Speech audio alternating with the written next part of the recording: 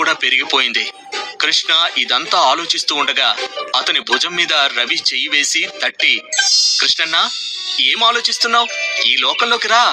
నీకు తెలుసా, రాధ చాలా ఫేమస్ అయిన పర్ల్ మ్యూజిక్ స్కూల్లో చదువుకుంటోంది. ఆమెకి చిన్నప్పటి నుంచి ఐస్ ఎలిమెంట్ లో టాలెంట్ ఉండటం వల్ల తన క్లాస్మేట్స్ ఆమెతో పోటీ పడలేకపోతున్నారట. 17 ఏళ్ల వయసులోనే ఐస్ మ్యాజిక్ చేయగలిగే స్థాయికి వెళ్లిపోయింది. మన చుట్టుపక్కల వాళ్ళంతా రాధ గురించి ఎప్పుడూ పొగుడుతూ ఉంటారు అని చెప్పాడు.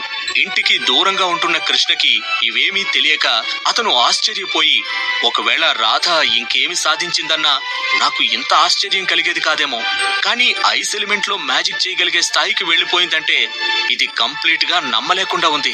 జనరల్ గా కాలేజ్ లో జాయిన్ అయిన ఫస్ట్ ఇయర్ మనలో హిడెన్ గా ఉన్న ఎలిమెంట్ లో ముందుగా మ్యాజిక్ అవేకనింగ్ చేస్తారు. ఆ ప్రాసెస్ జరిగిన తరువాత కూడా కంప్లీట్ గా మెజిషియన్ అయినట్టు కాదు. అక్కడి నుంచి చాలా ట్రైనింగ్ తీసుకొని ప్రాక్టీస్ చేసి